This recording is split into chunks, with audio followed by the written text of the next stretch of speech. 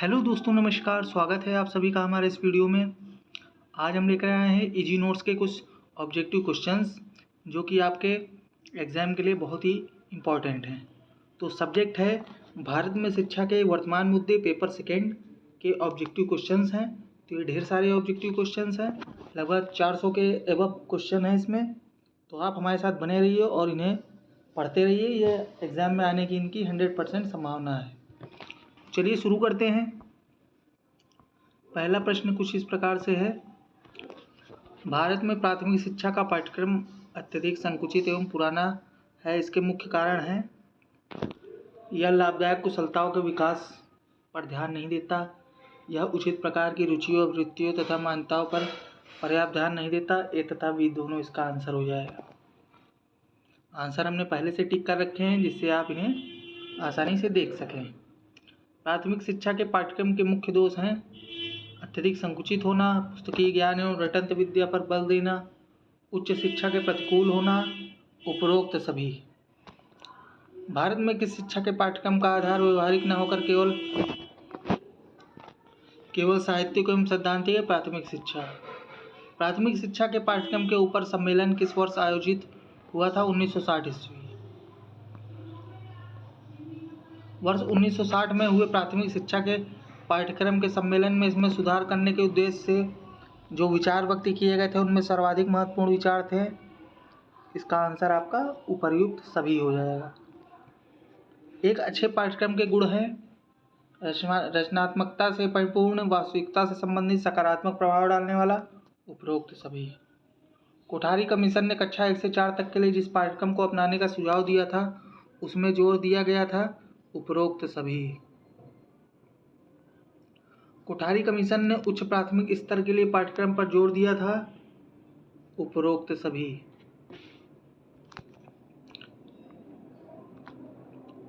आइए आगे क्वेश्चन देखते हैं।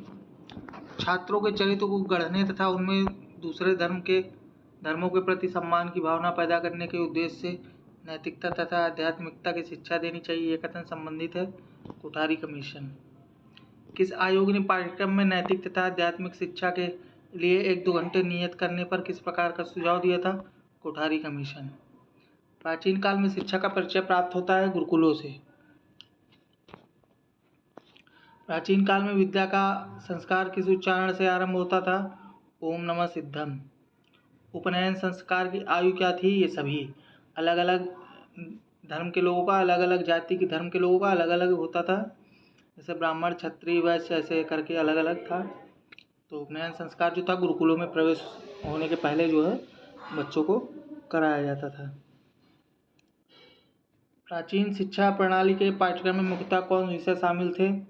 वेद, वेदांग एवं व्याकरण, साहित्य, छंद एवं निरुक्त, कल्प, ज्योतिष, गणित तथा चिकित्सा, उपरोक्त सभी।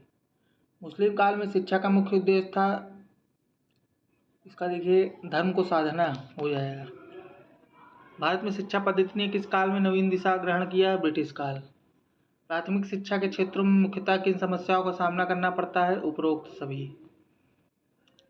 प्राथमिक शिक्षा के स्तर पर समेकित दृष्टिकोण के मुख्य आधार हैं, राष्ट्रीय लक्ष्यों की प्राप्ति, शैक्षिक सुधार, ज्ञान को इकाई मानना, अभिनव कार्यक्रम, उपरोक्त सभी।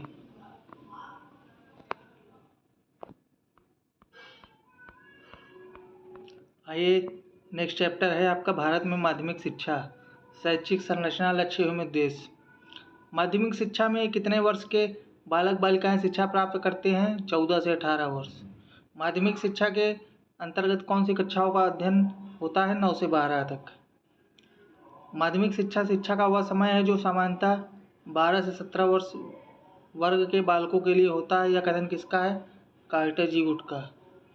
प्राथमिक शिक्षा का कार्य प्रत्यक्ष रूप से किसके द्वारा नियंत्रित होता है? शिक्षा सचिव के द्वारा। राष्ट्रीय शैक्षिक अनुसंधान एवं प्रशिक्षण परिषद का पुनर्गठन कब किया गया? 1969 ईस्वी में। माध्यमिक शिक्षा के प्रारूप के अंतर्गत कितने स्तर हैं? 2 स्तर। 10 वर्ष बाद हाई स्कूल की परीक्षा होनी चाहिए। यह कथन है माध्यमिक शिक्षा आयोग का। माध्यमिक शिक्षा आयोग ने निम्नलिखित में से किस शिक्षा संरचना का सुझाव दिया था? 10+2+3। माध्यमिक शिक्षा आयोग ने माध्यमिक स्तर पर किन आंतरिक विषयों को अनिवार्य बनाने की सिफारिश की? भाषाएं, सामाजिक, गणित, सामान्य विज्ञान। बहुउद्देशीय विद्यालय तथा विभिन्नीकरण पाठ्यक्रम की सिफारिश किस आयोग ने की थी? मुदालियर आयोग ने। हमारी शिक्षा व्यवस्था में हमारी माध्यमिक शिक्षा सबसे निर्बल कड़ी है और उसमें शीघ्र सुधार की आवश्यकता है, यह कथन किसका है? मुदालियर आयोग का। माध्यमिक शिक्षा के सुधार के लिए ताराचंद समिति का गठन कब किया गया? सन 1948 में। मुदालियर आयोग की संस्तुतियाँ किससे संबंधित थी? माध्यमिक शिक्षा से। अखिल भारतीय माध्यमिक शिक्षा परिषद की स्थापना हुई थी 1955 ईस्वी में। भारत में माध्यमिक शिक्षा का संचालन किन साधनों द्वारा किया जाता है? उपरोक्त सभी।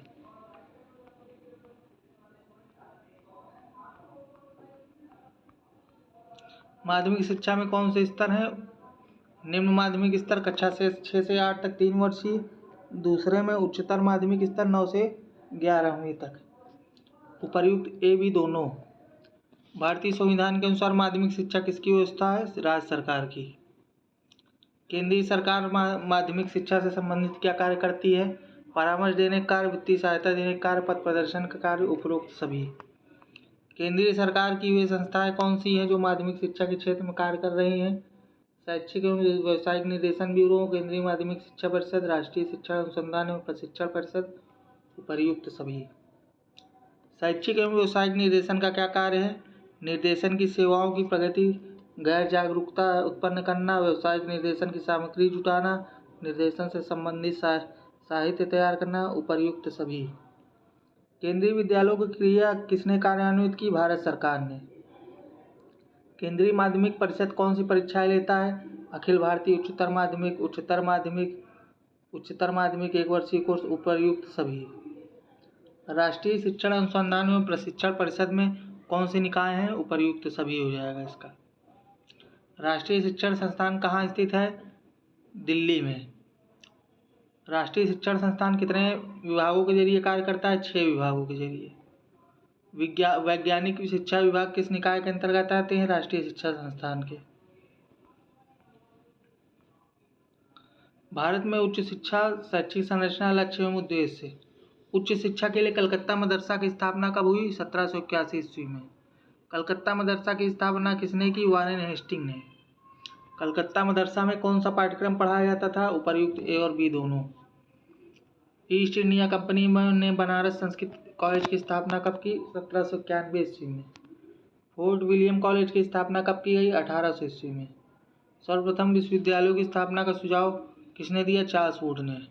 लंदन विश्वविद्यालयों के आधार पर किन विश्वविद्यालयों की स्थापना की गई? उपर्युक्त सभी। भारतीय शिक्षा आयोग की नियुक्ति कब की गई? 1882 ईस्वी में। भारतीय शिक्षा आयोग की नियुक्ति किसने की? विलियम हंटर ने। भारतीय विश्वविद्यालय अधिनियम कब पारित हुआ? 1904 ईस्वी में। कलकत्ता विश्वविद्यालय आयोग की नियुक्ति कब हुई? 1917 ईस्वी में। उच्च शिक्षा के प्रसार पर नियंत्रण रखने हेतु हार्टांग समिति की नियुक्ति कब हुई? 1929 ईस्वी में।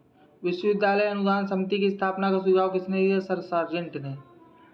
विश्वविद्यालय अनुदान समिति की नियुक्ति कब की गई? 1945 ईस्वी में। विश्वविद्यालय शिक्षा आयोग की स्थापना कब हुई? 1948 ईस्वी में। विश्वविद्यालय शिक्षा आयोग की नियुक्ति किसकी अध्यक्षता में की गई? Doctor S Radhakrishnan. विश्वविद्यालय अनुदान समिति को विश्वविद्यालय अनुदान आयोग का दर्जा कब प्राप्त हुआ? 28 दिसंबर 1953 को। आइए देखते हैं नेक्स्ट चैप्टर 4 है प्राथमिक माध्यमिक एवं उच्च शिक्षा से संबंधित समवर्ती मुद्दे। पहला क्वेश्चन इसका, वर्ष 1960 में हुए प्राथमिक शिक्षा के पाठ्यक्रम के सम्मेलन में इसमें सुधार करने के उद्देश्य से जो विचार व्यक्त किए गए थे उनमें सर्वाधिक महत्वपूर्ण विचार थे। इसका आपका हो जाएगा उपर्युक्त सभी। एक अच्छे पाठ्यक्रम के गुण हैं रचनात्मकता से परिपूर्ण, वास्तविकता से संबंधित, सकारात्मक प्रभाव डालने वाला, उपर्युक्त सभी। कोठारी कमीशन ने कक्षा 1 से 4 तक के लिए जिस पाठ्यक्रम को अपनाने का सुझाव दिया था उसमें जोर दिया गया था, उपरोक्त सभी।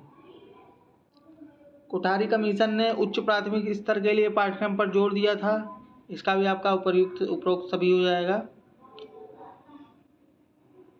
छात्रों के चरित्र को गढ़ने तथा उनमें दूसरे धर्मों के प्रति सम्मान की भावना पैदा करने के उद्देश्य से नैतिकता तथा आध्यात्मिकता की शिक्षा देनी चाहिए, यह कथन संबंधित था कोठारी कमीशन।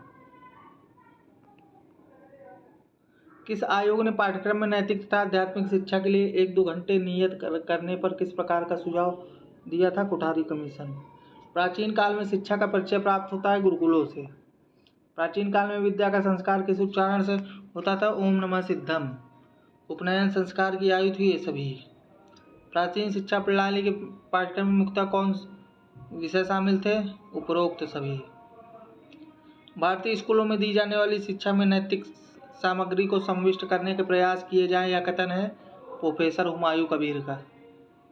छात्रों का मूल्यांकन करते समय किन बातों को ध्यान में रखना चाहिए? उपर्युक्त सभी। नई शिक्षा नीति 1986 के सुझाव द्वारा माध्यमिक शिक्षा में क्या परिवर्तन होने चाहिए? उपर्युक्त सभी। इसके अंतर्गत समान शिक्षा के अतिरिक्त शिल्प और संबद्ध विज्ञानों का अध्ययन, व्यवहारिक योग्यताओं, अभिरुचियों तथा सामाजिक आर्थिक जीवन के विभिन्न क्षेत्रों के व्यवसायों से संबंधित ज्ञान को सम्मिलित किया गया। यह किसका कथन है? हुमायूं कबीर का। निम्नलिखित में शिक्षण काल के भाग कौन से हैं? उपर्युक्त ए और बी दोनों। जूनियर माध्यमिक, उच्चतर माध्यमिक। माध्यमिक शिक्षा कितने वर्ष की होनी चाहिए? 7 वर्ष की। माध्यमिक विद्यालय में कितने दिन का कार्य दिवस हो? 200 दिन का कार्य दिवस। डॉक्टर एस एन मुखर्जी ने माध्यमिक शिक्षा को कितने रूपों में प्रकाशित किया? उपर्युक्त सभी। माध्यमिक शिक्षा स्वयं में पूर्ण होनी चाहिए और उसे छात्रों को उच्च शिक्षा के लिए तैयार करना चाहिए। उसे कुछ छात्रों के जीवन में प्रवेश करने के लिए तथा दूसरे को विश्वविद्यालय में प्रवेश करने के लिए तैयार करना चाहिए। कथन संबंधित है डॉक्टर एस एन मुखर्जी से। किस पंचवर्षीय योजना में माध्यमिक शिक्षा पर बल दिया गया? 7वीं पंचवर्षीय योजना में। अध्यापक शिक्षा का सर्वाधिक महत्वपूर्ण अंग होता है। पाठ्यक्रम, विद्यालय संगठन तथा पाठ्य सामग्री आदि अध्यापक के महत्वपूर्ण अंग हैं, तथापि वे तब तक निर्जीव रहते हैं जब तक कि शिक्षक के सजीव व्यक्तित्व द्वारा उनमें प्राण प्रतिष्ठित नहीं कर दिए जाते। यह कथन है ब्राउन महोदय का। विदेशी माध्यम ने राष्ट्र की शक्ति को क्षीण कर दिया है। उसने उन्हें जनसाधारण से अलग कर दिया तथा उसने शिक्षा को अनावश्यक रूप से महंगी बना दिया। यह कथन है गांधी जी का। विश्वविद्यालय आयोग के क्या कार्य हैं? उपर्युक्त सभी हो जाएगा इसका। विश्वविद्यालय अनुदान आयोग को वैधानिक मान्यता कब मिली? 1956 में। इलाहाबाद विश्वविद्यालय किस प्रकार का विश्वविद्यालय? केंद्र शासित है, केंद्रीय विश्वविद्यालय जिसे कहते हैं। और आपका जो कानपुर यूनिवर्सिटी ये राज्य विश्वविद्यालय है। प्रोफेसर राजेंद्र सिंह रज्जू भैया, ये भी आपका राज्य विश्वविद्यालय है। भारत में सर्वप्रथम किस विश्वविद्यालय में पत्राचार शिक्षा की व्यवस्था की गई? दिल्ली विश्वविद्यालय। राष्ट्रीय पात्रता परीक्षा नेट का आयोजन किसके द्वारा किया जाता है? विश्वविद्यालय अनुदान आयोग। प्रथम भारतीय विश्वविद्यालय आयोग कब नियुक्त किया गया? 1902 में। उत्तर प्रदेश के राज्य विश्वविद्यालयों का कुलाधिपति होता है राज्यपाल। विश्वविद्यालय स्तर पर शिक्षण एवं अनुसंधान के लिए वित्तीय सहायता कौन देता है? विश्वविद्यालय अनुदान आयोग। आइए चैप्टर 5 में चलते हैं। भारत में अध्यापक से संबंधित समवर्ती मुद्दे। यदि आप ये वीडियो देखते हैं हमारी पूरी, तो इसमें पूरा आपका चारों सब्जेक्ट कवर हो जाएगा। और भी 3 वीडियो हमने अपलोड किए हैं, तो पूरा आप देख लेंगे। आपका जो है किताब पढ़ने की जरूरत नहीं, किताब से ही हमने इस क्वेश्चन को लिया है। चलिए आइए देखते हैं। कोठारी आयोग द्वारा अध्यापक मंडल के विकास के लिए सुझाव दिए गए थे। उपरोक्त सभी। किस आयोग ने यह टिप्पणी की थी कि जो स्नातक अध्यापक प्रशिक्षणशाला में प्रवेश पाते हैं उनका विषय ज्ञान बहुत बातों में हीन होता है? कोठारी आयोग। प्राथमिक विद्यालयों में अध्यापकों की प्रशिक्षा के संबंध में कोठारी आयोग ने क्या सुझाव दिया था? इसका भी आपका उपर्युक्त सभी हो जाएगा। अध्यापकों की दशा सुधारने के संबंध में किस आयोग ने सुझाव दिया था? मुदालियर आयोग। अध्यापकों की दशा सुधारने के लिए मुदालियर आयोग ने सुझाव दिया था। उपरोक्त सभी। क्वेश्चन एक बार आप देख लीजिए। इसमें जो ऑप्शन थोड़ा लंबे लंबे हैं, तो इसलिए हम थोड़ा समय दे रहे हैं आपको क्वेश्चन देखने का।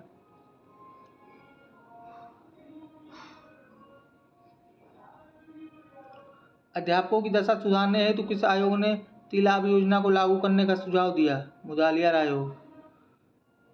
माध्यमिक अध्यापकों की कठिनाइयों के निवारण हेतु किस आयोग ने पंचमंडल की स्थापना की सिफारिश की? मुदालियर आयोग। चलिए आइए 8वें क्वेश्चन पे आते हैं। अध्यापकों के बच्चों के लिए निःशुल्क शिक्षा की सिफारिश की गई थी मुदालियर आयोग द्वारा। किस आयोग ने सिफारिश किया था कि सघन कॉलेजों की स्थापना ऐसी जगह की जानी चाहिए जहां सभी स्तरों पर अध्यापकों को तैयार किया जा सके? कोठारी आयोग। किस आयोग में कम से कम आधे अध्यापकों के लिए आवासीय सुविधा उपलब्ध करवाने की सिफारिश की थी? कोठारी आयोग। मुदालियर आयोग ने शिक्षा की दशा सुधारने हेतु किन सुझावों को कार्यान्वित करने का सुझाव दिया था? उपरोक्त सभी।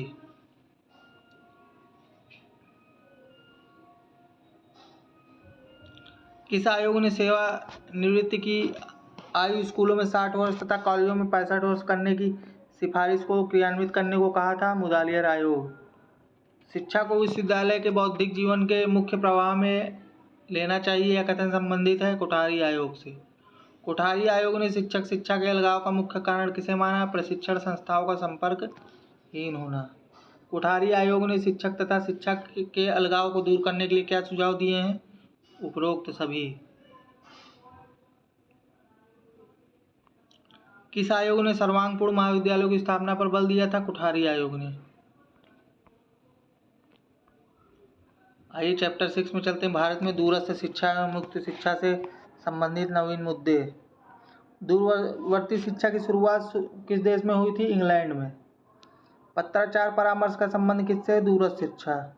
भारत में दूरस्थ शिक्षा के लिए प्रथम मुक्त विश्वविद्यालय की स्थापना किस सन में की गई? सन 1982 में। व्यक्तिगत संपर्क कार्यक्रम का संबंध किससे है? दूरस्थ शिक्षा। डॉक्टर पीएल किरकिरे तथा डॉक्टर केएस खिची ने दूरस्थ शिक्षा के कितने सिद्धांत बताए? 13। विश्व के कितने देशों ने मिलकर अंतर्राष्ट्रीय दूरस्थ शिक्षा परिषद ICDE की स्थापना की थी? 50 से अधिक देशों ने। कौन सी शिक्षा औपचारिक, अनौपचारिक और औपचारिकेतर शिक्षा के लक्षणों का सम्मिलित स्वरूप है? दूरस्थ शिक्षा। कुछ विद्वानों ने दूरस्थ शिक्षा को और किस नाम से संबोधित किया है? उपरोक्त सभी। दूरस्थ शिक्षा को मुक्त शिक्षा, पत्राचार शिक्षा, दूरस्थ अधिगम, उपरोक्त सभी इसका आंसर होगा। कई नामों से जानते हैं। कौन सी शिक्षा अधिगम का ऐसा स्वरूप है जो एक निश्चित समय, निश्चित स्थान, शिक्षक, शिक्षार्थी, पाठ्यक्रम, परीक्षा और अनुसंधान में बधी व्यवस्था है, जिसके कुछ निश्चित उद्देश्य, लक्ष्य और सीमाएं हैं? औपचारिक शिक्षा। कौन सी शिक्षा अधिगम की अचेतन प्रक्रिया है? औपचारिक शिक्षा। कौन सी शिक्षा शिक्षण अधिगम की एक गैर औपचारिक प्रणाली है? दूरस्थ शिक्षा। शिक्षण अधिगम की एक औपचारिकेतर प्रणाली दूरस्थ शिक्षा में शिक्षा के कौन से घटक यथा स्थान होते हैं? ये सभी। दूरस्थ शिक्षा वास्तव में किसका एक रूप है? मुक्त शिक्षा का। कौन सी शिक्षा विविध शैक्षिक पृष्ठभूमि वाले तथा विविध भौगोलिक क्षेत्र में बिखरे अधिगमकर्ताओं की एक बड़ी संख्या को उनकी रुचि और सुविधा के अनुकूल ज्ञान, कौशल व अभिवृत्ति प्रदान करने का तरीका है, जिसमें उच्च कोटि की अधिगम सामग्री के निर्माण, उत्पादन तथा संप्रेषण में तकनीकी एवं संचार माध्यमों का समुचित रूप से व्यापक प्रयोग किया जाता है? दूरस्थ शिक्षा। दूरस्थ शिक्षा में अधिगम की प्रक्रिया किसके द्वारा होती है? संचार माध्यमों द्वारा। दूरस्थ शिक्षा कौन सी अधिगम प्रणाली है? जन शिक्षण प्रणाली। दूरस्थ शिक्षा का अभिप्राय है सीखने और सिखाने की वह प्रक्रिया जिसमें स्थान और समय के आयाम सीखने और सिखाने के मध्य दखलंदाजी करते हैं। यह कथन है माल्कोम एडिसेसिया। पत्राचार शिक्षा में संपूर्ण पाठ्यचर्या को इकाइयों में विभक्त किया जाता है। प्रत्येक इकाई को कहते हैं? उपरोक्त सभी हो जाएगा इसका आंसर। किस आयोग ने अपनी रिपोर्ट में लिखा है कि यहाँ उन लाखों लोगों को शिक्षा देने की पद्धति का विकास होना चाहिए जो शिक्षा के लिए अपने प्रयासों पर आधारित है? हम सोचते हैं कि पत्राचार या गृह अध्ययन कोर्स इन परिस्थितियों का सही उत्तर है। शिक्षा आयोग 1964-66। भविष्य में दूरस्थ शिक्षा ई लर्निंग तथा ऑनलाइन लर्निंग होगी, जिसके अंतर्गत किनका प्रयोग किया जाएगा? उपरोक्त सभी। आभासी शिक्षा हेतु प्रायः आवश्यकता होती है ए तथा बी दोनों। आभासी विश्वविद्यालय में पढ़ने की स्वतंत्रता होती है 24 घंटे। वर्चुअल ग्लोबल विश्वविद्यालय कहाँ की ऐसी वास्तविक संस्था है जिसका कानूनी प्रारूप फिर भी आभासी? जर्मनी। इग्नू स्थापित हुआ था सन 1985 में। भारत में प्रथम मुक्त विश्वविद्यालय है तेलंगाना मुक्त विश्वविद्यालय। भारत में व्यावसायिक एवं तकनीकी शिक्षा से संबंधित तकनीकी मुद्दे। तकनीकी शिक्षा को कितने स्तरों में विभाजित किया जा सकता है? 3। भारत में प्राचीन एवं मध्यकाल में तकनीक शिक्षा का व्यावसायिक विकास हुआ था? हाँ। ब्रिटिश काल में तकनीक शिक्षा की उपेक्षा की गई थी? हाँ। ब्रिटिश शासन के प्रारंभिक वर्षों में तकनीकी शिक्षा विकास तेजी से हुआ था? कोई विकास नहीं हुआ। लुम्सडेन ने शैक्षिक तकनीकी को किन रूपों में वर्गीकृत किया है? उपरोक्त सभी हो जाएगा इसका आंसर। किस प्रविधि को अन्वेषण तकनीकी या व्यवहारिक तकनीकी भी कहते हैं? कोमल उपागम। शैक्षिक तकनीकी का कोमल उपागम इस मान्यता पर आधारित है कि अधिगम का मनोविज्ञान अनुभव के परिणाम स्वरूप व्यवहार के हर प्रकार के स्थायी परिवर्तन को अंतर्निहित करता है। यह कथन है ए मिल्टन का। किसने कोमल उपागम के संबंध में कहा है कि शैक्षिक तकनीकी का मुख्य संबंध अभिक्रमित अधिगम के आधुनिक सिद्धांतों में रहा है। इनमें कार्य विश्लेषण, लेखन, उद्देश्यों का संक्षिप्तीकरण, वांछित अधिगम कौशलों का चुनाव, पुनर्वलन का मूल्यांकन निहित होते हैं। डेविस। शैक्षिक तकनीकी द्वितीय अथवा कोमल उपागम को किन वर्गों में विभक्त किया जा सकता है? अभिक्रमित अनुदेशन। तो आइए नया चैप्टर नहीं, भी कुछ क्वेश्चंस बचे हैं इसमें। शिक्षण तकनीकी प्राविधिक के प्रतिपादकों में शामिल है, ये सभी हो जाएंगे। कलकत्ता मेडिकल कॉलेज की स्थापना कब हुई? 1935 ईस्वी में। बम्बई में मेडिकल कॉलेज की स्थापना कब हुई? 1854 ईस्वी में। भारत में व्यावसायिक एवं प्राविधिक शिक्षा की रूपरेखा क्या है? उपर्युक्त सभी। कलकत्ता में एक इंजीनियरिंग कॉलेज कब खोला गया? 1856 ईस्वी में। कलकत्ता, बम्बई, मद्रास और लाहौर में मेडिकल कॉलेज की स्थापना की अवधि है 1882 से 1902 ईस्वी तक। रुड़की, पूना, बम्बई और मद्रास में इंजीनियरिंग कॉलेज की स्थापना कब हुई? 1902 ईस्वी में। देहरादून फॉरेस्ट कॉलेज की स्थापना कब हुई? 1874 ईस्वी में। 1921 तक कितने छात्र भारत में चिकित्सा शिक्षा ग्रहण कर रहे थे? 3863 छात्र। सन 1921 ईस्वी तक कितने इंजीनियरिंग कॉलेज थे? 5। 1921 ईस्वी तक इंजीनियरिंग कॉलेज में शिक्षा ग्रहण करने वाले छात्रों की संख्या थी 803। चैप्टर 8 आपका है राष्ट्रीय एवं राज्य संस्थाएं। एनसीईआरटी, एनसीटीई, नेक, एनयूपीई, एससीईआरटी एवं डाइट। तो आइए क्वेश्चंस देखते हैं इसके। राष्ट्रीय शिक्षक शिक्षा परिषद एवं वैधानिक निकाय के रूप में कब अस्तित्व में आई? 17 अगस्त 1995। राष्ट्रीय शिक्षा अनुसंधान एवं प्रशिक्षण परिषद की स्थापना कब हुई? 1 सितंबर 1961 में। राष्ट्रीय शैक्षिक अनुसंधान एवं प्रशिक्षण परिषद की स्थापना किसके द्वारा हुई थी? भारत सरकार के शिक्षा मंत्रालय द्वारा। राष्ट्रीय शैक्षिक अनुसंधान एवं प्रशिक्षण परिषद के कितने संगठक हैं? 8। निम्न में एनसीटीई के कार्य हैं, उपरोक्त में सभी हो जाएगा। तो ये क्वेश्चन देख लीजिए आप एक बार।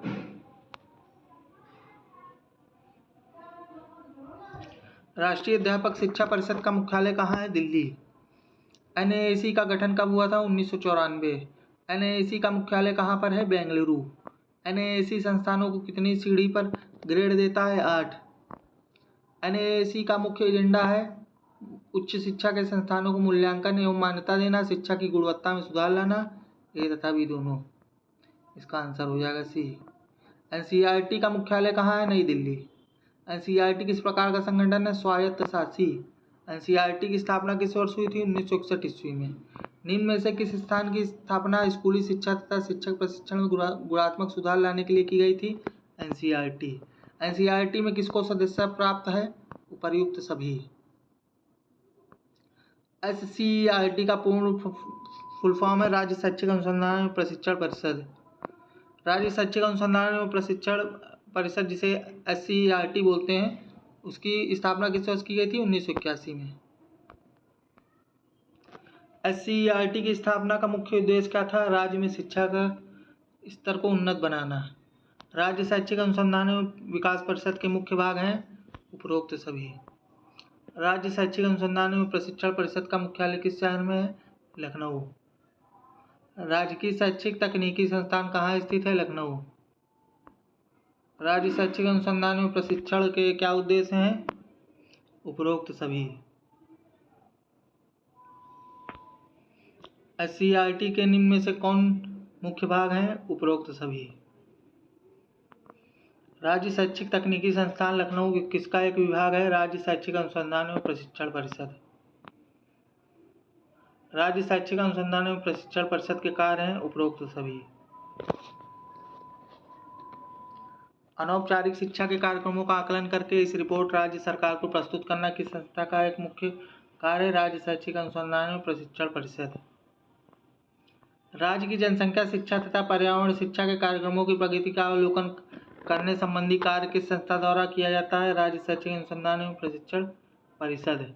राज्य में छात्रों को छात्रवृत्ति वितरण हेतु परीक्षाओं की व्यवस्था करने का कार्य किया जाता है, राज्य शैक्षिक अनुसंधान एवं प्रशिक्षण परिषद।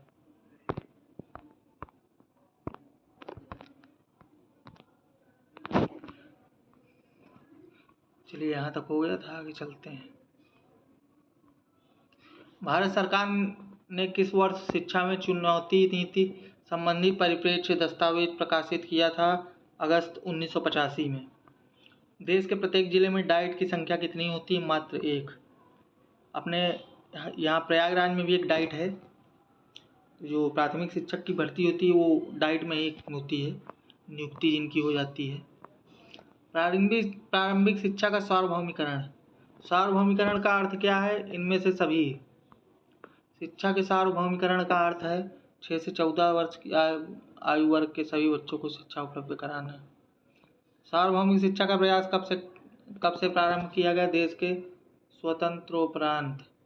शिक्षा को सार्वभौमिक करने को प्रथम प्रयास किस अभियान को माना जाता है? सर्व शिक्षा अभियान को। किस आयु वर्ग के बच्चों को सार्वभौमिक शिक्षा के अंतर्गत रखा गया? 6 से 14 वर्ष। शिक्षा को सार्वभौमिक करने का संवैधानिक प्रयास कब किया गया? दिसंबर 2002 86वां संविधान संशोधन करके। प्राथमिक शिक्षा के सार्वभौमिकरण से संबंधित प्रमुख कार्यक्रम कौन कौन से हैं? उपरोक्त सभी।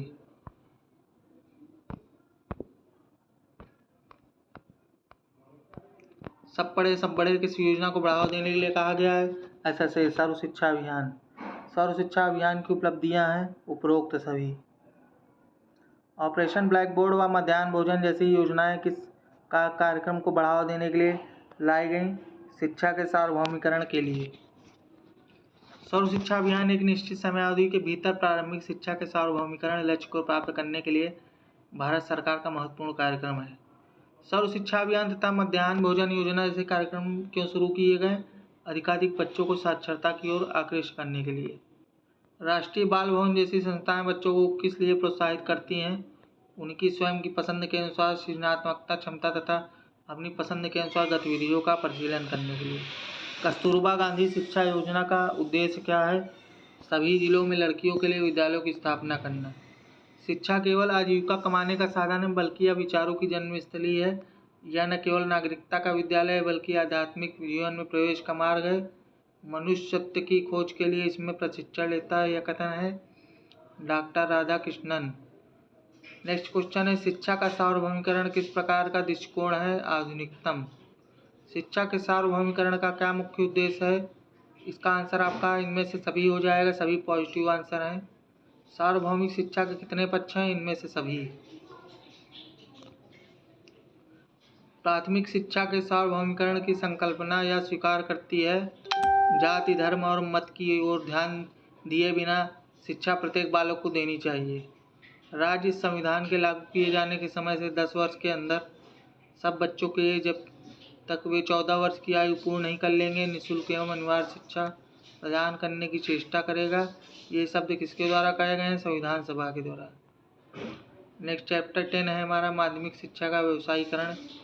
माध्यमिक शिक्षा 14 से 18 वर्ष के बालक बालिकाओं को प्राप्त होने वाली शिक्षा, 9 से 12 तक की शिक्षा, +2 स्तर की शिक्षा। तो इसका आंसर ये सभी हो जाएगा।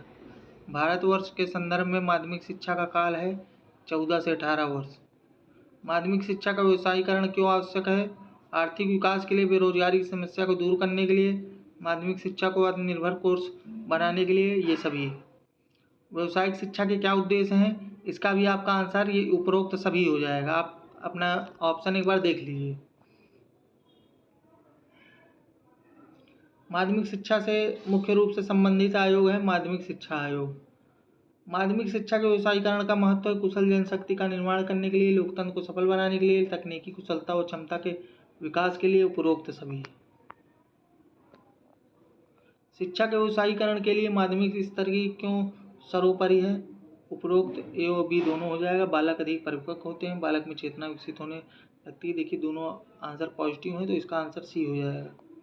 माध्यमिक शिक्षा को कितने भागों में बांटा गया है? 2 भागों में।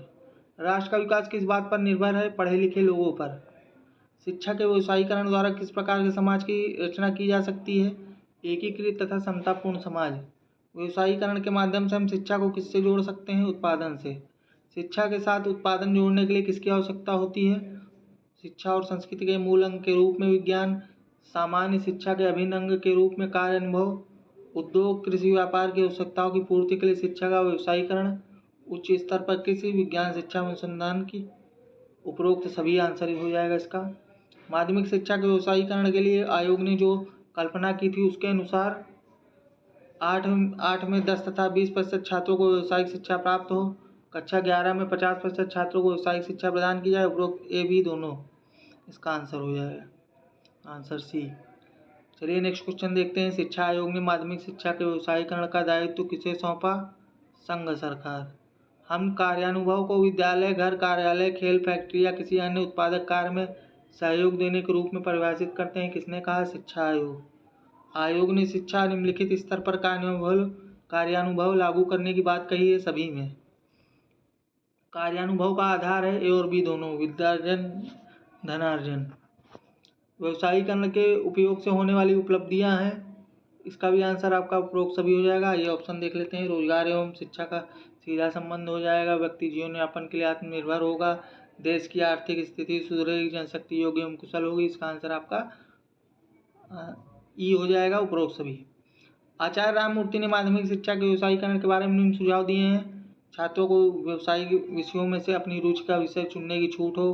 अनौपचारिक रूप से भी व्यावसायिक शिक्षा दी जाए। प्राविधिक तथा प्रबंध शिक्षा के लिए विभिन्न पाठ्यक्रम चलाया जाए। ये सभी, इसका आंसर डी हो जाएगा आपका।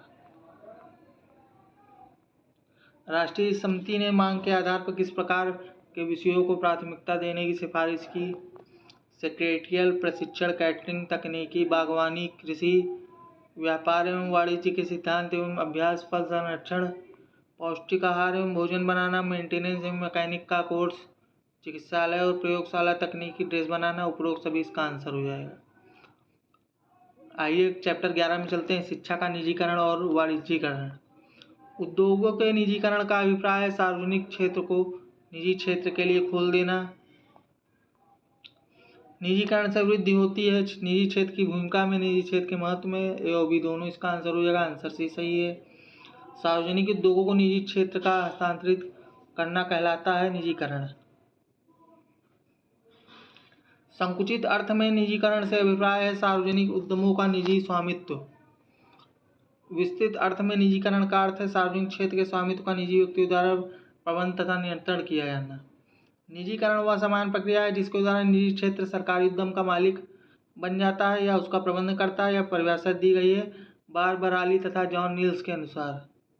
निजीकरण से अभिप्राय उस प्रक्रिया से है जिसके फलस्वरूप सरकार के प्रत्यक्ष या अप्रत्यक्ष स्वामित्व या नियंत्रण वाले कार्य, क्रियाएं, परिसंपत्तियां या संगठन पूर्णतः या आंशिक रूप से किसी गैर सरकारी संगठन को हस्तांतरित हो जाते हैं। यह परिभाषा संबंधित है जेएन गुडरिच। निजीकरण को अपनाया जा सकता है पूर्ण रूप से तथा आंशिक रूप से। निजीकरण प्रक्रिया की मुख्य विशेषताएं उपरोक्त सभी। वर्तमान में सरकारी क्षेत्र के लिए आरक्षित उद्योगों की संख्या है 3। सरकारी क्षेत्र के लिए सुरक्षित उद्योग है उपरोक्त सभी। स्वतंत्रता से पूर्व भारत में प्रधानता थी सार्वजनिक क्षेत्र की।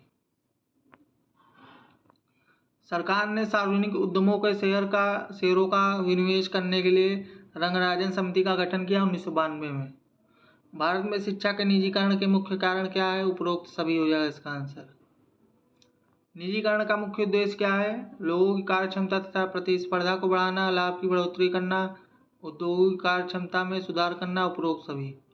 निजीकरण में होने वाले मुख्य लाभ हैं कार्य कुशलता में वृद्धि, प्रतिस्पर्धा में वृद्धि, अर्थव्यवस्था का वैश्वीकरण। उपरोक्त सभी। निजीकरण से होने वाली मुख्य हानियां हैं उपरोक्त सभी।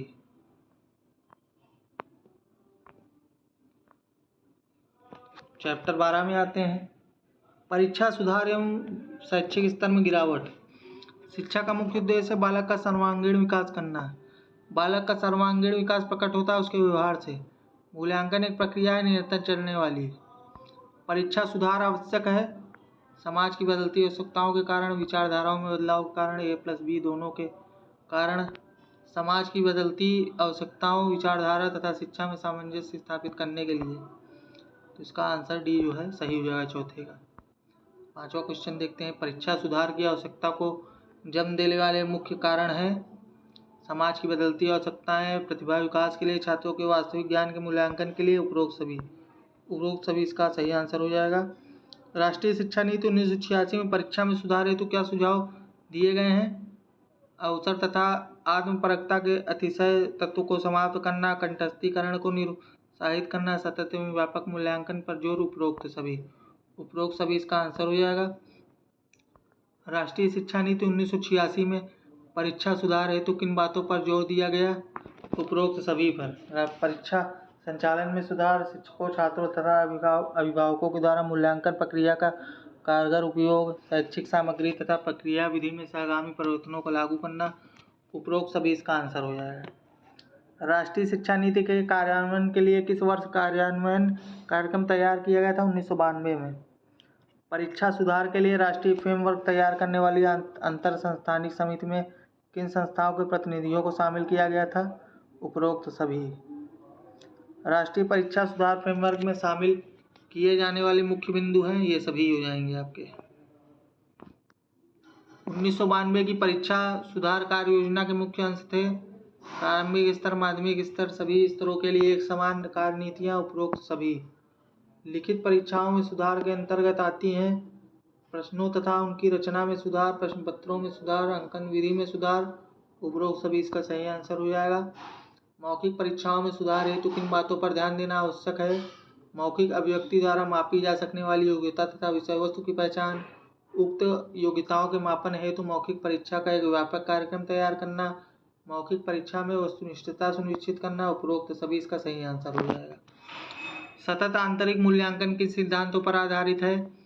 शिक्षण प्रदान करने वाला व्यक्ति ही मूल्यांकन करे, मूल्यांकन कार्य सत्र के अंत में न होकर संपूर्ण सत्र के दौरान विभिन्न अंतरालों पर लगातार होता रहे, ए तथा बी दोनों इसका आंसर सी सही हो जाएगा। सतत मूल्यांकन के विभिन्न अंग हैं क्लास तथा क्विज टेस्ट, होम असाइनमेंट, उपस्थिति तथा साक्षात्कार, उपरोक्त सभी। सेमेस्टर प्रणाली का प्रयोग किन देशों में सफलतापूर्वक किया गया? उपरोक्त सभी। आइए चैप्टर 13 देखते हैं। राष्ट्रीय शिक्षा नीति 1986 में संशोधित 1992 एवं 2020। डॉक्टर दौलत सिंह कोठारी की अध्यक्षता में एक शिक्षा आयोग की स्थापना कब हुई? 1964 ईस्वी में। डॉक्टर कोठारी ने अपने प्रतिवेदन में राष्ट्रीय शिक्षा नीति बनाने पर कब बल दिया? 1966 ईस्वी में।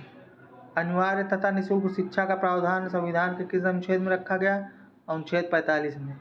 राष्ट्रीय शिक्षा नीति में किस शैक्षिक संरचना का स्वीकार किया गया? 10+2+3 को। 10+2+3 राष्ट्रीय समिति का गठन कब हुआ? 1973 ईस्वी में।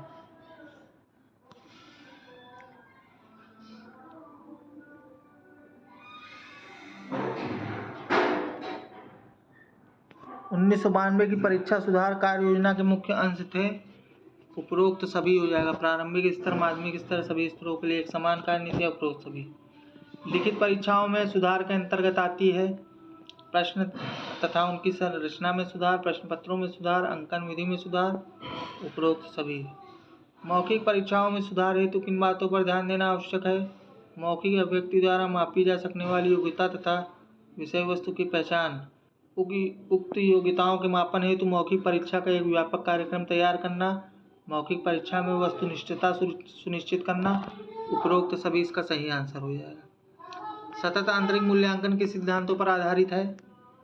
शिक्षण प्रदान करने वाला व्यक्ति मूल्यांकन करे, मूल्यांकन कार्य सत्र के अंत में न होकर संपूर्ण सत्र के दौरान विभिन्न अंतरालों पर लगातार होता रहे, तथा भी दोनों हो जाएगा।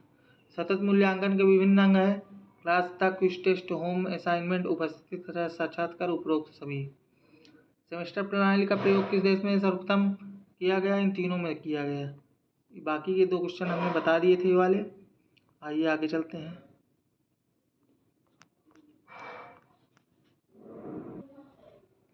राष्ट्रीय समिति के अध्यक्ष कौन थे? Doctor P D. शुक्ला। नई राष्ट्रीय शिक्षा नीति का निर्माण कब हुआ? सन 1986 में। नई राष्ट्रीय शिक्षा नीति का आधार क्या था? 1968 की नीति। मानवतावादी आदर्शों को स्थापित करने के लिए किस नीति को अपनाया गया? 1986 नीति को। 10+2+3 की संरचना कितने स्तर में बटी है? उपर्युक्त सभी। निम्नलिखित में राष्ट्रीय मूल्य कौन से हैं? उपर्युक्त सभी हो जाएगा। निम्नलिखित में से भारत सरकार द्वारा किस शिक्षा नीति को घोषित किया गया? उपर्युक्त सभी। देश को 21वीं सदी के लिए तैयार करना, इसके लिए नई शिक्षा नीति निर्धारित की जाएगी। यह कथन किसका है? राजीव गांधी का।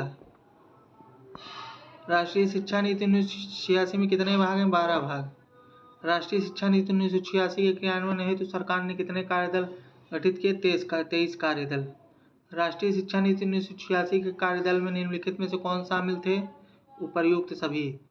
संसद में राष्ट्रीय शिक्षा नीति पर विचार विमर्श कब प्रारंभ हुआ? 1968 ईस्वी में। राष्ट्रीय शिक्षा नीति के अनुसार पूरे देश में एक शैक्षिक ढांचे को अपनाने का सुझाव दिया गया था 10+2+3 को। जनता सरकार द्वारा घोषित नई शिक्षा नीति के अनुसार शैक्षिक संरचना के स्तर हैं उपरोक्त सभी।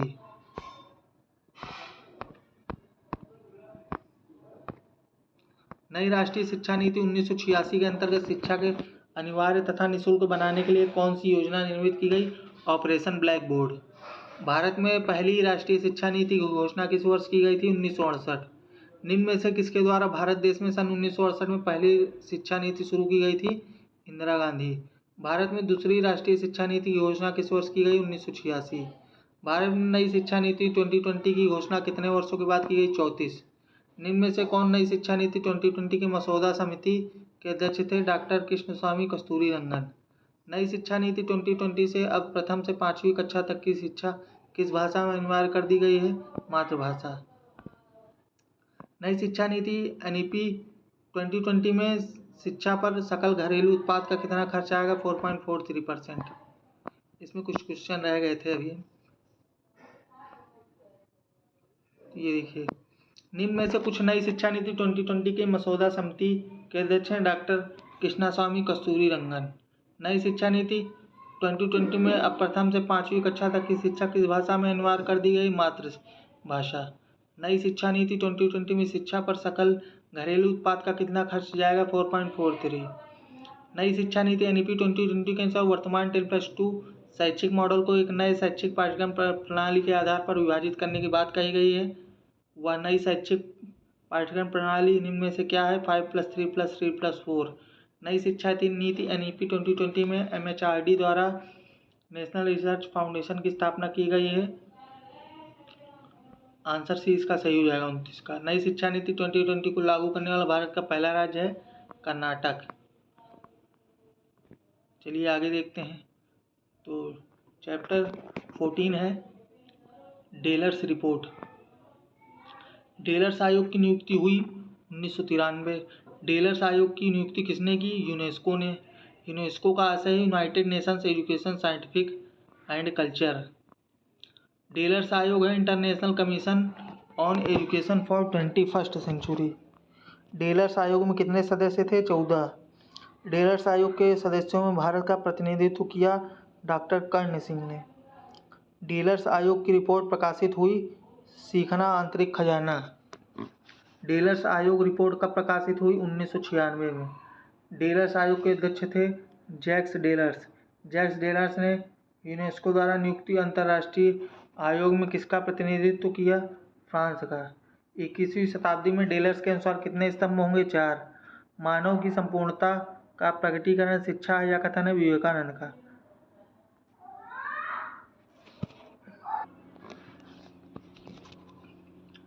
आइए आगे क्वेश्चन देखते हैं। इसमें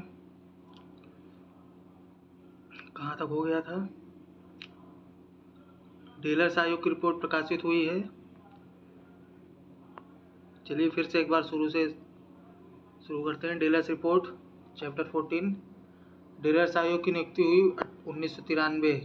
डेलर्स आयोग की नियुक्ति किसने की? यूनेस्को ने। यूनेस्को का आशय है United Nations education scientific and culture. Delors आयोग है international commission on education for 21st century. Delors आयोग में कितने सदस्य थे? 14। डेलर्स आयोग के सदस्यों में भारत का प्रतिनिधित्व किया डॉक्टर कर्ण सिंह ने। डेलर्स आयोग की रिपोर्ट प्रकाशित हुई सीखना आंतरिक खजाना। डेलर्स आयोग रिपोर्ट कब प्रकाशित हुई? 1996 में। डेलर्स आयोग के अध्यक्ष थे जैक्स डेलर्स। जैक डेलर्स ने यूनेस्को द्वारा नियुक्त अंतर्राष्ट्रीय आयोग में किसका प्रतिनिधित्व किया? फ्रांस का।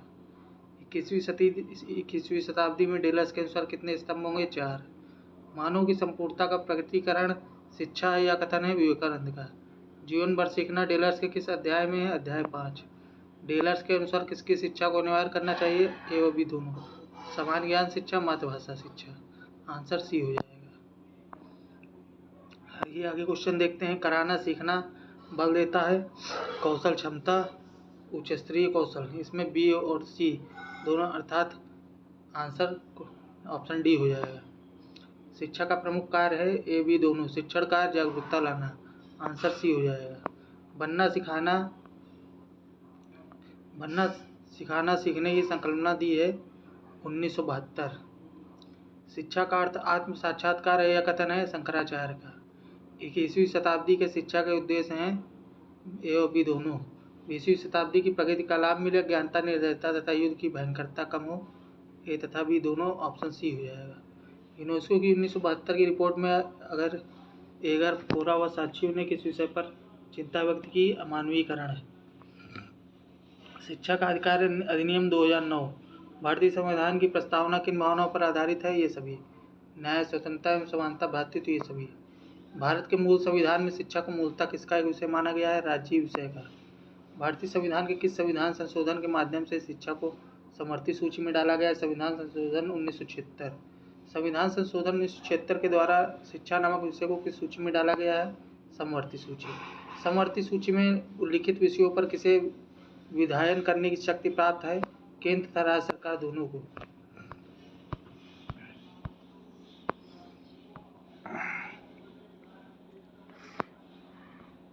चलिए नेक्स्ट क्वेश्चन देखते हैं।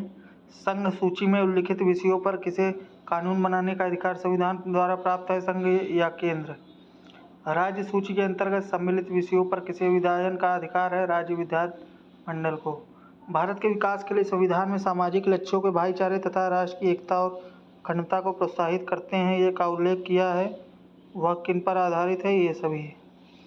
भारतीय संविधान के किस भाग में संविधान के लागू होने के 10 वर्ष के भीतर राज्यों को 14 वर्ष तक के सभी बच्चों को निःशुल्क और अनिवार्य शिक्षा का प्रयत्न करने का प्रावधान किया गया है, राज्य के नीति निर्देशक तत्वों को। भारतीय संविधान के किस अनुच्छेद के अनुसार संविधान के लागू होने के 10 वर्ष के भीतर राज्य 14 वर्ष तक के सभी बच्चों को निःशुल्क और अनिवार्य शिक्षा का प्रयत्न करेगा, अनुच्छेद 45। आरंभिक भारतीय संविधान में किसे मूल अधिकार के अंतर्गत स्थान नहीं दिया गया था, शिक्षा का अधिकार। सर्वोच्च न्यायालय ने किस वाद में शिक्षा के अधिकार को अनुच्छेद 21 के अंतर्गत एक मूल अधिकार घोषित किया था, मोहनी जैन वाद में। किस प्रकार की शिक्षा को एक मौलिक मानव अधिकार और संवैधानिक व्यवस्था माना गया है, प्राथमिक शिक्षा। संविधान के किस अनुच्छेद में घोषणा की गई है कि राज्य 6 से 14 वर्ष तक की उनके बच्चों को निःशुल्क एवं अनिवार्य शिक्षा उपलब्ध कराएगा, अनुच्छेद 21 का। उच्चतम न्यायालय ने कब अनुच्छेद 21 के अंतर्गत स्वयं जीवन के अधिकार में प्राथमिक शिक्षा को मूल अधिकार में जोड़ा, 1993। 1993 में उच्चतम न्यायालय ने किस अनुच्छेद के अंतर्गत स्वयं जीवन के अधिकार में प्राथमिक शिक्षा को मूलाधिकार में जोड़ा, अनुच्छेद 21। 1993 में उच्चतम न्यायालय ने अनुच्छेद 21 के अंतर्गत स्वयं किसमें प्राथमिक शिक्षा को मूलाधिकार में जोड़ा है, जीवन के अधिकार। आइए नेक्स्ट क्वेश्चन देखते हैं। भारतीय संसद ने किस संविधान संशोधन के द्वारा अनुच्छेद 21 का के अंतर्गत शिक्षा को मौलिक अधिकार का दर्जा प्रदान किया, 86वें संविधान संशोधन 2002। किस संविधान संशोधन के द्वारा मूल कर्तव्य में एक नया कर्तव्य जोड़ा गया, जिसके अंतर्गत हर भारतीय नागरिक का कर्तव्य होगा कि वह अपने बच्चे या प्रतिपालक को, चाहे उसके माता पिता हों या अभिभावक, 6 से 14 वर्ष की उम्र तक शिक्षा की सुविधा उपलब्ध कराए, 86वें संविधान संशोधन 2002। संविधान के किस अनुच्छेद के तहत भारत देश की सीमाओं के अंदर कोई भी राज्य किसी व्यक्ति को कानून के सामने समानता अथवा कानूनों के समान संरक्षण के लिए इनकार नहीं करेगा, अनुच्छेद 14। भारतीय संविधान के किस अनुच्छेद के अंतर्गत राज्य, धर्म, जाति, लिंग अथवा जन्म स्थान के आधार पर किसी नागरिक के साथ कुओं, स्कूलों, कॉलेजों, दुकानों, सार्वजनिक स्थलों, सड़कों आदि के प्रयोग पर भेदभाव नहीं करेगा, अनुच्छेद 15। भारतीय संविधान के किस अनुच्छेद के अंतर्गत अस्वस्थता का निवारण किया गया है, अनुच्छेद 17। शिक्षा को समवर्ती सूची में सम्मिलित कराने में किन प्रसिद्ध शिक्षा सारथियों का महत्वपूर्ण योगदान रहा है, प्रयुक्त सभी। भारतीय संविधान की किस अनुसूची में अन्य विषयों की तरह शिक्षा के विषय में भी संघ एवं राज्यों के शैक्षिक क्रियाकलापों एवं उत्तरदायित्व के निर्वहन की योजना प्रस्तुत की है, 7वीं अनुसूची। संघ सूची के किस उपबंध के अंतर्गत काशी विश्वविद्यालय, अलीगढ़ मुस्लिम विश्वविद्यालय और दिल्ली विश्वविद्यालय नामों से ज्ञात संस्थाएं और संसद से विधि द्वारा राष्ट्रीय महत्व की घोषित कोई अन्य संस्थाओं का शैक्षिक दायित्व केंद्र सरकार को प्रदान किया गया है, उपबंध 63। चैप्टर 16 है भारत में शिक्षा के वर्तमान मुद्दे। ये तो आपका सब्जेक्ट का नाम है, इसका टॉपिक है आपका राष्ट्रीय माध्यमिक शिक्षा अभियान। चलिए आइए इसके क्वेश्चंस देखते हैं। किस अभियान से माध्यमिक विद्यालयों में प्रवेश बढ़ा है और विद्यालयों में ठहराव में सफलता मिली? सर्व शिक्षा अभियान। सर्व शिक्षा अभियान को स्वीकृति प्रदान की गई थी 12/11/2009 को, 12 नवंबर 2009 को।